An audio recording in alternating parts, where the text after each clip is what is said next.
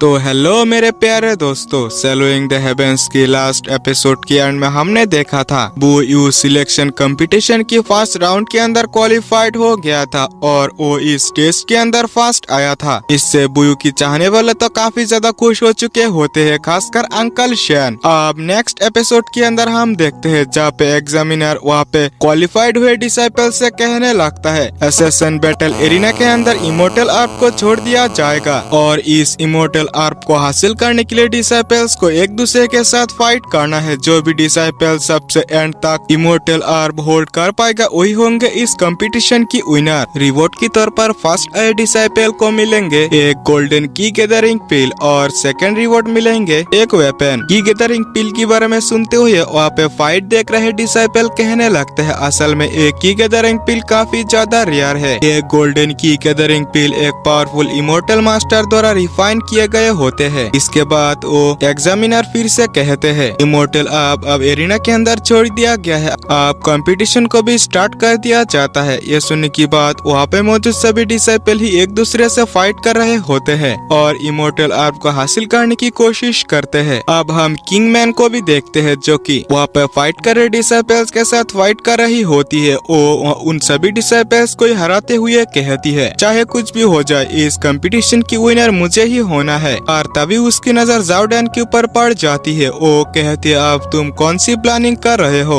ये सुनने की बात जाओडैन फुल एटीट्यूड में कहता है मुझे बाकी चीजों से फर्क नहीं पड़ता, मैं तो बस आखिरी फाइट जीतते हुए इस कंपटीशन की विनर बनना चाहता हूँ। अब यहाँ से सीन शिफ्ट होता है और हमें बुयू की फाइट के अंदर दिखाया जाता है जो कि एक 5th level body refinement realm की एक्सपर्ट के साथ फाइट कर रहा था, पर बुयू काफी इजीली उसके हर एक अटैक को डिफीट कर रहा था। ये देखने की बाद जाओडैन भी कहता है बुयू तो असल में बॉडी रिफाइनमेंट की 4th लेवल पर मौजूद है, वो इतना इजीली 5th लेवल की एक्सपर्ट को कैसे हरा सकता है। शायद से ऐसा करने के लिए उसकी बॉडी के अंदर स्ट्रेंथ मौजूद होना चाहिए। खैर जो भी हो मुझे उससे केयरफुल रहना होगा। और वो किंग मैंग से कहता है अगर तुम मुझे बुयू से निपटने में मेरी मदद करो, यहाँ से जीतने की बाद जितने भी रिवॉर्ड्स मुझे मिलेंगे वो तुम्हें मिल जाएंगे, क्या तुम इसमें एग्री करते हो। ये सुनने की बाद किंग मैंग एक अच्छा रिएक्शन देते हुए कहती है सच्ची में, पर ऐसा नहीं है, मैं तुम्हारे जैसे गद्दारों के साथ नहीं हूँ। ये सुनने की बाद जाओडैन पे जो बाकी डिसाइपल होते हैं उन्हें कहने लगता है तुम लोग अगर यहाँ पे बुयू को हराने में मेरी हेल्प करोगे तो मैं तुम सभी को काफी सारे पैसे दूंगा। और वो उन सभी को काफी सारे स्पिरिट क्रिस्टल दे दिए होते हैं। इससे तो वहाँ पे मौजूद सभी डिसाइपल ही जाओडैन के गुलाम बन चुके होते हैं और वो जाओडैन की कहने पर सभी ही बुयू के ऊपर अटैक कर रहे होते हैं। ऊपर से फाइट को देख रहे वो सेक्ट की सीनियर एल्डर भी कहने लगता है मुझे लगता है कि इस फाइट को जीतेंगे जाओडैन। सु यानली तुम्हें क्या लगता है। ये सुनने की बात सीनियर सिस्टर सु यानली कहती है पर हम इसे नहीं कह सकते, मुझे लगता है कि बुयू ही जीतेंगे क्योंकि मुझे उसकी स्ट्रेंथ के बारे में पता है। अब हमें फाइट के अंदर दिखाया जाता है बुयू कहते अगर तुम लोग एक साथ अटैक करना चाहते हो तो फिर क्या हुआ, मैं यहाँ पे अकेले ही तुम सभी से फाइट करने के लिए तैयार हूँ। और वो ऐसा ही करने लगता है पर पीछे से जाओडैन अपनी क्लैन की सबसे पावरफुल टेक्निक 13 शॉट टेक्निक की पहली मूव को बुयू के ऊपर कर दिया होता है। शॉर्ट इंटेंट की वजह से बुयू काफी सीरियस तरीके से इंजर्ड होने लगता है और पीछे जाने लगता है। जाओडैन कहने लगता है तुम्हें क्या लगता है कि तुम शॉर्ट इंटेंट से बच सकते हो, पर ऐसा नहीं है, ये तुम्हारी बॉडी के अंदर एंटर होते ही धीरे धीरे तुम्हारी हर एक बॉडी पार्ट को डिस्ट्रॉय करता जाएगा और इससे तुम्हें काफी ज्यादा पेन होंगे। और वो कहते ही बुयू के ऊपर अपनी 13 शॉट टेक्निक की सेकेंड मूव भी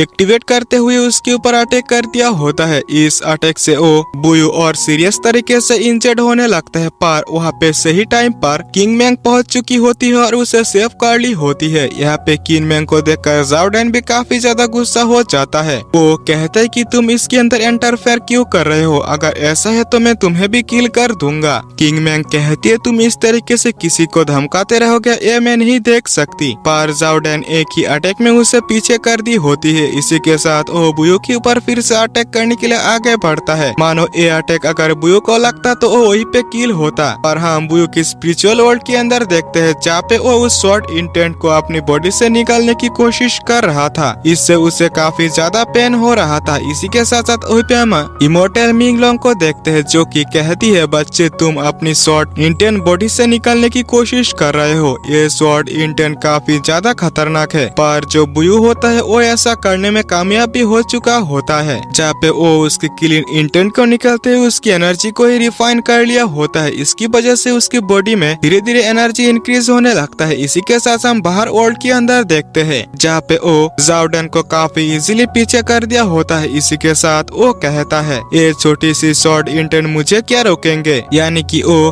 बॉडी रिफाइनमेंट की 5th लेवल पर पहुंच चुका था। उसके इस सक्सेस को देखकर वहाँ पे मौजूद हर कोई पूरी तरीके से शॉक हो चुके होते हैं। वो सीनियर एल्डर कहता है, अगर शॉर्ट इंटेंट किसी बॉडी के अंदर एंटर करता है तो वो हार्ट में काफी ज्यादा पेन क्रिएट करता है। पर बुयू तो एक्स्ट्रा ऑर्डिनरी हो, वो इस पेन को सहते हुए अपनी बॉडी से शॉर्ट इंटेंट को बाहर निकाल दिया। अब बुयू ज्यादा देरी ना करते हुए तुरंत ही अपनी मैजिकल स्टिक के साथ जाओडेन के ऊपर अटैक कर दिया होता है। ये अटैक इतना ज्यादा फास्ट था कि जाओडेन तो इसी अटैक के अंदर नॉकआउट हो गया था। ये देखने की बात जो सीनियर सिस्टर सु यानली होती है वो काफी ज्यादा खुश हो चुकी होती है और वो एग्जामिनर फिर से कहता है, इस कंपटीशन की विनर है बुयू। इसी के साथ हम बुयू को देखते हैं, जो कि मन ही मन कहता है, फादर मदर फाइनली मुझे एक रास्ता मिल चुका है। अब फ्यूचर में मैं अपनी दुश्मनों से बदला ले सकता हूँ। अब यहाँ से सीन शिफ्ट होता है और हमें सीतू जिन को दिखाया जाता है, जो कि अचानक से ही कहीं पर चला गया था। वो यहाँ पे पहुँच जाता है, इसकी वजह से उसकी सीनियर ब्रदर उसे डांटते हुए कहता है, तुम कहाँ चले गए थे। देखो तुम्हारा जूनियर यानी कि तुम्हारा दुश्मन बुयू अब इस कंपटीशन को भी जीत चुका है। तुम्हें अपनी कल्टीवेशन पर ध्यान देना चाहिए। अब वो एग्जामिनर बुयू के पास आते हुए कहता है, तुम्हें कोई किस तरीके की वेपन चाहिए। ये सुनने के बाद बुयू कहता है कि मुझे एक स्टिक चाहिए। वो मास्टर तुरंत उसे एक स्टिक के साथ जो की गैदरिंग पिल होता है उसे दे दिया होता है। इससे बुयू काफी ज्यादा खुश हो गया था। वो एग्जामिनर कहते हैं, आज से तुम मेरी टोंगटियन शॉर्ट सेक्ट की एक आउटर डिसाइपल बन चुके हो। पर वो उस मास्टर से कहता है, मास्टर मेरी एक रिक्वेस्ट है, मेरे साथ और एक पर्सन है जो कि मेरी अंकल शन है, क्या मैं उसे अपने साथ ले सकता हूँ। यह सुनने की बात तो वो मास्टर इसके लिए एग्री हो गए होते हैं। जब बुयू अपने साथियों से अंकल शन के बारे में पूछता है तो वो कहने लगते हो तो सीतू जिन के साथ बाहर गया है। ये सुनने की बात बुयू को कुछ अजीब सा महसूस होता है। जब वो अंकल शन को ढूंढते हुए घर पहुंचता है तो वो ये देखकर पूरी तरीके से शॉक हो चुका था, क्योंकि वहाँ पे अंकल शन पूरी तरीके से मारे पड़े थे और वो यहाँ की सिचुएशन के बारे में पूरी तरीके से समझ चुके होते हैं कि ये काम सीतू जिन का ही है। पर वो अपने अंकल शन के लिए काफी ज्यादा इमोशनल हो गए होते हैं। वो कहता है, जिसकी वजह से मैं यहाँ तक पहुँचा हूँ, आज उसी ने मेरी साथ छोड़ दिया। अब यहाँ से सीन शिफ्ट होता है और हमें सीतू जिन को उसकी सीनियर ब्रदर सीतू कोंग के साथ दिखाया जाता है। वो कहने लगते है कि तुमने अंकल शन को क्यों मारा, इसकी वजह से तो वो बदला लेने के लिए यहीं पे आते ही होंगे। सीतू जिन कहता है, सीनियर ब्रदर मैं तो बस यहाँ पे एक शो को क्रिएट करना चाहता हूँ। वो इसकी बदला लेने के लिए यहाँ पे जरूर से आएंगे और यहाँ की डिसाइपल्स को मारने की कोशिश करेंगे, जो कि यहाँ के रूल्स की पूरी तरीके से खिलाफ है। इसका इस्तेमाल करते हुए हम उसे काफी इजीली किल कर सकते हैं। और इसी के साथ ये एपिसोड भी यहीं पे एंड होता है। मेरे प्यारे दोस्तों, अगर आप लोगों ने वीडियो यहाँ तक देख लिया है